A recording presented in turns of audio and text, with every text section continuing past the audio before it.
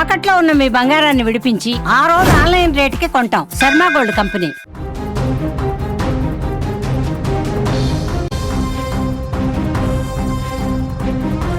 మద్యం మనిషిని మృగంగా మారుస్తుంది అంటారు. కానీ ఇక్కడ ఆ మద్యం ఒక తండ్రిని తన సొంత రక్తాన్ని పంచుకొని పుట్టినటువంటి బిడ్డలనే బలి తీసుకునేలా చేసింది. ఆమన్గల్ మండలం ఇప్పుడు కన్నీటి సముద్రంలా మునిగిపోయింది. రంగారెడ్డి జిల్లా ఆమన్గల్ మండలం సీతారాం నగర్ తండా పరిధిలో పులిగొనిపల్లి తండాలో సోమవారం రాత్రి గుండెలు పగిలేటువంటి ఒక ఘటన చోటు చేసుకుంది. భానావత రామ్దాస్ అనే వ్యక్తి గత కొంతకాలంగా మద్యానికి బానిసయ్యాడు. ప్రతిరోజు మద్యం సేవించి ఇంటికి రావడం, భార్యతో గొడవ పడడం అతనికి అలవాటుగా మారింది. కానీ నిన్న రాత్రి ఆ అలవాటే ఒక కుటుంబం సర్వనాశనం కావడానికి కారణమైంది. మద్యం మత్తులో ఊగిపోతూ ఇంటికి వచ్చిన రామ్దాస్ చిన్నపాటి కారణానికే భార్య కవితతో గొడవకు దిగాడు. భార్యాభర్తల మధ్య మొదలైన ఆ వాగ్వాదం కాస్త పెను విపత్తుకు దారితీసింది. మద్యం మత్తులో విచక్షణ కోల్పోయిన రామ్దాస్ ఇంట్లో ఉన్న కత్తెని తీసుకొని ఒక్కసారిగా భార్యా పిల్లలపై దాడికి తెగబడ్డాడు. కట్టుకున్న భార్య అని చూడకుండా తండ్రి అని పిలిచే పసిబిడ్డలని కనికరం లేకుండా కసాయిలా దాడి చేశాడు. ఈ క్రమంలో భార్య కవిత అక్కడికక్కడే రక్తపు మడుగులో కుప్పకూలి ప్రాణాలు విడిచింది. తన కళ్ళ ముందే అమ్మ చనిపోతుంటే భయంతో వణికిపోయిన 7 ఏళ్ల కుమారుడు హర్షపై కూడా రామ్దాస్ కత్తితో విరుచుకుపడ్డాడు. ఆ చిన్నారి ప్రాణాలు కూడా ఆ తండ్రి చేతిలోనే అనంత వాయువుల్లో కలిసిపోయాయి. ఇక 10 ఏళ్ల కూతురు ప్రణీతపై కూడా విచక్షణ రహితంగా దాడి చేయడంతో ఆ బాలిక తీవ్రంగా గాయపడింది. తండాలో ఒక్కసారిగా ఆర్తనాదాలు మిన్నంటడంతో స్థానికులు పరుగున వచ్చేశారు. అప్పటికే జరగకూడని నష్టం జరిగిపోయింది. కొన ఊపిరితో కొట్టుమిట్టాడుతున్న ప్రణీతను గమనించిన గ్రామస్తులు వెంటనే పోలీసులకు సమాచారం అందించి మెరుగైనటువంటి చికిత్స కోసం హైదరాబాద్కు తరలించారు. ప్రస్తుతం ఆ చిన్నారి ప్రాణాలతో పోరాడుతోంది.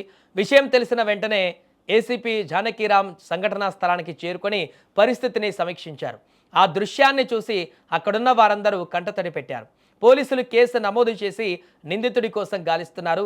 మద్యం మత్తులో ఒక తండ్రి చేసిన ఈ దారుణం ఆ తండాలో ఇప్పుడు తీరని విషాదాన్ని నింపింది.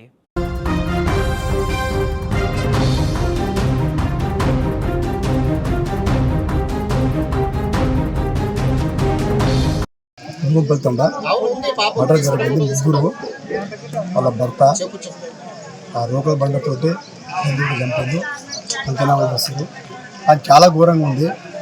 ఇసుకి ఉరి శిక్ష పడేటట్టు చేయాలి, లేకపోతే పట్టుకునే గుడ్డి చంపాలని తారికి ఉన్నాము. ఎందుకంటే ఇసు తాగిపోతుంది ఉంచొద్దు, ఎప్పుడు తాగేది 24 గంటలు. ఇట్లా ఎన్నోసార్లు ఈయన గురించి పోలీస్ స్టేషన్ పోయినాం, 10-20 సార్లు వచ్చి పోయినాం, కేసు పెట్టినాం, అని పెట్టినాం. మళ్ళీ మంచిగా అయితే మళ్ళీ చూద్దాం. 2 ఏళ్ళు మా ఇంటికాడనే ఉంటాయి వచ్చి అలా తండ పెద్ద మనుషులు అందరు వచ్చి తొలిపొచ్చారు. మంచిగా చూస్తాం, మంచిగా చేస్తాం, ఏం చేయడికే అని మొత్తం ఎప్పుడు తాగిండో అప్పటి నుంచి ఇప్పుడు రాత్రి పులిగొనిపల్లి తండా గ్రామంలో రాత్రి ఒక బాధాకరమైన విషాదకరమైన సంఘటన జరిగింది. ఈ భారత్ రామ్దాస్ అనే వ్యక్తి అతను తాగి ఇంతకుముందు కూడా చాలాసార్లు పాపం అమ్మాయిని భార్య పిల్లలు ఇబ్బంది పెట్టేవాడు. దాని క్రమాలనే రాత్రి వాడు తాగిన మైకంలో తాగి ఇంటికి వచ్చి నాకు భార్య అడిగింది, ఇట్లా బదిలీ గారు మన పిల్లలు ఉన్నారు, గారు ఇల్లు తాగాలి, ఇల్లు ఖర్చు పెట్టుకోవాలి. వాడు తాగిన మైకంలో కోపంతో మా భార్య కవితనము, కొడుకు హర్షిత్, కూతురు ప్రణీత వీళ్ళని కొట్టడం జరిగింది. భార్య కవిత మరియు కొడుకు హర్షిత్ విషాదకరమైన పరిస్థితుల్లో చనిపోయినారు. ప్రణీత కూతురు తీవ్రమైన గాయాలతో హాస్పిటల్లో అడ్మిట్ అయినారు. దాని గురించి ఇక్కడ మేము వచ్చి సీన్ విజిట్ చేసి అంతా చేయడం జరిగింది. మేము ఎట్టి పరిస్థితుల్లో గ్రామస్తుల యొక్క స్టేట్మెంటు, వాళ్ళ చనిపోయిన ఆ వ్యక్తి యొక్క కవిత యొక్క సిస్టర్ అమ్మాయి తోటి దరఖాస్తు తీసుకొని ఆ నేరస్తుల విషయంలో కఠినంగా శిక్షించేందుకు అన్ని ఇన్వెస్టిగేషన్ ఆ విధంగా చేస్తామని చెప్పి తెలియజేస్తున్నాం.